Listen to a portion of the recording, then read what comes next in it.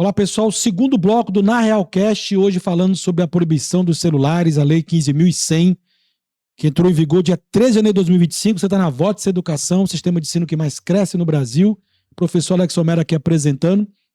Aqui também com a doutora Laís Policarpo, psicóloga, que também vai ajudar a gente nessa conversa, que foi uma demanda de vocês, comentar essa lei da proibição dos celulares, dos dispositivos eletrônicos em sala, como é que faz isso. Então, no primeiro bloco a gente trabalhou aí um panorama geral da lei, com alguns exemplos que estão sendo aplicados. Reforçamos que cada estado também publicou sua lei, pode ter alguma coisa diferente, a mais do que a lei federal, mas recomendamos baixar a cartilha do MEC, que está lá à disposição, onde tem a lei, então, passo a passo, tem algumas informações muito importantes. Esse bloco será dedicado às questões pedagógicas, porque a lei coloca que, excetuado situações de perigo, necessidade e fins pedagógicos. O que seriam os fins pedagógicos? Eu citei no primeiro bloco que na escola que eu trabalho, nossa escola matriz, o Colégio SEV, que usa o material da Votes Educação, nosso sistema de ensino, a gente aplica quizzes ao final do dia. Então, sim, tem 5 aulas, no final são aplicados quizzes das aulas que os alunos assistiram para ver se eles realmente prestaram atenção, e esse quiz é aplicado à nota deles. Então, nesse momento, tá lá a caixinha de celulares, retira, cada um pega o seu, tá? Loga na plataforma, a gente libera o quiz. Sim. Em seguida, os alunos já vão para a sala, acabou o quiz, é só esperar bater o tempo lá, o sinal, e vão para casa. Já podem sair com seus celulares, tá? Isso é um exemplo de fins pedagógicos, tá? Agora, tem escola que não aplica quiz, ou seja, então não vai liberar em momento algum. Lembrar que a lei fala, inclusive, em recreios e intervalos, ou seja, sim, não vai ter acesso em nenhum momento. Agora, a lei também coloca como exceção de fins pedagógicos a questão da acessibilidade e da inclusão. E aí eu quero ouvir a doutora Laís, que é especialista em educação inclusiva, né? Os exemplos, doutora, que nós temos desse uso para fins inclusivos. Você tem alguns exemplos para citar para a gente. Que nesse caso vai acontecer que na mesma sala eu vou ter aluno que vai poder usar o aparelho eletrônico portátil, tablet, celular ou notebook, mas ele vai estar respaldado por uma questão de acessibilidade. Como é que eu lido com isso em sala de aula e quais são os requisitos mínimos para que isso seja permitido para aquele aluno? Tá. Quando a gente fala de educação inclusiva, a gente está falando em trazer para a escola, trazer para a sala de aula, né, condições para que todos os alunos possam estar ali realmente inseridos dentro desse contexto, né? E quando a gente pensa nisso, a gente vê que alguns alunos têm necessidades específicas de suporte. E aí entra, em alguns momentos, também a tecnologia. Então, por exemplo, a gente tem ali alguns tipos de aplicativos de comunicação alternativa, né? Tanto para alunos que sejam não verbais, quanto para alunos que tenham dificuldade de leitura e escrita, e aí ele pode utilizar. Um ponto importante é que esse aluno, né, realmente traga a documentação que comprove essas necessidades, e aí ele certamente tem uma equipe multidisciplinar, um profissional que orientou esse uso, que faz esse acompanhamento. Então é importante que isso seja realmente registrado, e aí volta a questão da importância dessa parceria, família, escola, equipe, né, para que todo mundo possa ali estar junto nesse tipo de aparato ali para esses alunos. E um outro ponto também é a conscientização da própria turma, né, acerca desse próprio aluno. Eu vi que lá na cartilha do MEC, doutora, cortando um pouquinho, eles colocam que é importante que a escola faça situações de encontro com família e com alunos, porque quando você fala que vai proibir, já dá aquele impacto, né? Isso. Para tentar fazer um outro lado, o lado da conscientização, da importância desse momento de se dedicar ali à aula e dos malefícios que essa distração, muitas vezes pelo celular, né? E também o vício digital, pode causar nessa fase da adolescência, pode prejudicar, né? Isso. Tem um programa que eu gosto muito de utilizar, que aí ele fala muito sobre a questão da metacognição, né? Então, eu deixo até a dica do livro, tem um livro chamado Você Sabe Estudar, e aí é bastante interessante porque a gente fala ali sobre Qual estratégia... o nome do autor? Você sabe estudar. Isso, é uma pergunta mesmo, Uma né? Você pergunta, sabe né? estudar? E aí é interessante porque muitas vezes os alunos aprendem os conteúdos, mas eles não sabem sobre estratégias de aprendizagem. E quando a gente pensa sobre isso, um ponto importante é a questão da metacognição, né?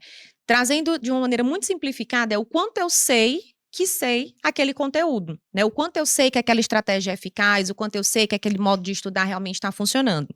E aí essa conversa toda é muito importante porque a gente hoje percebe que os alunos buscam muito na no suporte da tecnologia, respostas prontas, né?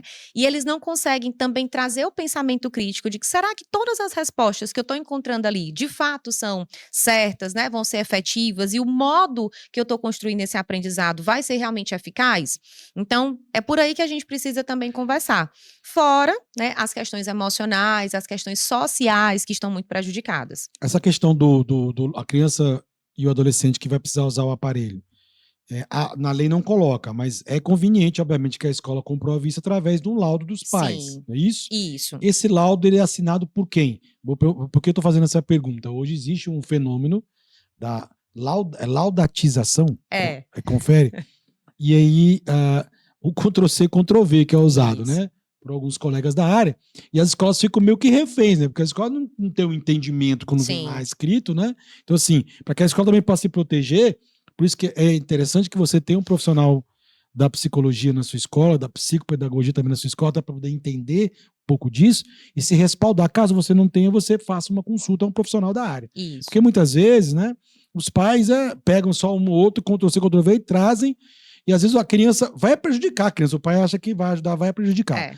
Como é que deve ser essa formalização para que se possa usar os dispositivos que a lei permite que sejam usados no caso da educação em sala de aula? Pronto, eu vou falar como um profissional da psicologia clínica, porque aí o que eu faço, né, quando eu solicito para a escola e depois eu dou o meu relato como psicóloga educacional. Então, assim, quando eu estou no consultório, que eu vou fazer essa solicitação para a escola, eu coloco algumas orientações e sugestões de práticas pedagógicas que podem ser feitas com aquele aluno. E, porventura, uma delas ou outra vai requisitar desse uso de tecnologia, né?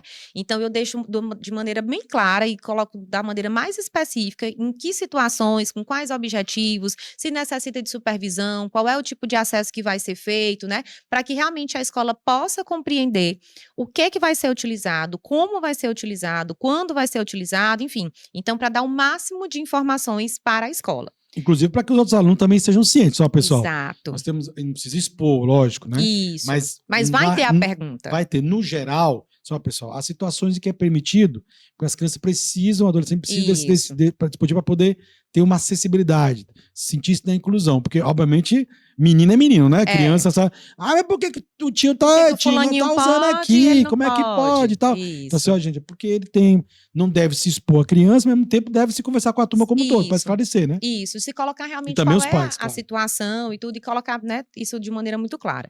Quando eu tô já dentro da escola, né, como psicóloga educacional, quando eu recebo um documento como esse, né, a minha busca é pelo profissional, primeiro pela família, que é quem tem ali um contato mais próximo, para até mesmo entender aquele quadro, entender aquelas necessidades. E aí essa parceria é muito importante, porque nem sempre o que a equipe solicita vai poder ser atendido pela escola, né? Então a gente precisa encontrar ali um meio termo que realmente... As escolas reclamam muitas vezes que não tem tantos recursos assim, né? Exato. Mas chegar lá, a pessoa, o que eu faço agora, né? Porque aí é muito da gente encontrar aquele ponto do que a equipe está solicitando e do que a escola efetivamente vai poder atender e como que a gente vai organizar isso, né? Então, por exemplo, se eu solicito ali que o meu aluno, que é meu paciente, o aluno lá na escola, sente na fileira da frente, na carteira do meio, mas ele tem outros 4 coleguinhas que também têm a mesma necessidade. Então, ou a gente vai fazer um rodízio ali pelas cadeiras centrais e iniciais, ou então, realmente, a escola não vai conseguir atender. Então, a flexibilidade entra muito aí. E aí, quando eu estou dentro do ambiente educacional, eu busco a família para poder compreender aquelas informações e até mesmo colocar o que é possível que a gente consiga ofertar. Algumas vezes, realmente, a família não tem tanto conhecimento, né? Realmente não vai saber dizer isso. Né? E aí, eu peço muito que faça essa ponte com o profissional. Né? Então, hoje, usando inclusive a tecnologia, é rápido ali uma videochamada, uma conversa, para você entender um pouquinho mais e chegar nesse consenso. Ótimo. Então, para vocês, escolas parceiras e também você que está acompanhando a gente, nosso programa está à disposição nas plataformas de stream, você baixar, tá? Na Realcast, sempre discutindo problemas da educação, soluções, né? Exemplos, práticas diárias. Então, nós temos aí inúmeros episódios à sua disposição, envolvendo os níveis de ensino e segmentos infantis, iniciais, finais e também o médio, e também discussões relevantes como essa que nós estamos falando hoje, dessa novidade aqui no Brasil, e já muito como em outros países, que é a proibição do uso de dispositivos eletrônicos em sala de aula. No primeiro bloco, nós abordamos aí um panorama geral sobre a lei 15.100, lei federal, e agora a gente fala um pouco mais dos fins pedagógicos. Fique com a gente, tá? Já tem o terceiro bloco. No terceiro bloco temos 2 perguntas que a gente vai responder, né? Que a gente avisou que ia gravar o podcast. Tem perguntas, né? Porque o terceiro bloco vai ser como é que vai ser esse cotidiano, uma abordagem mais ampla. Até agora a gente falou pedagógico, né? Sim. Agora, e a relação com os pais, alunos e professores?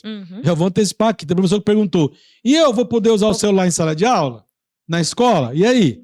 Já a gente responde no terceiro bloco. Votos Educação, programa Na Realcast.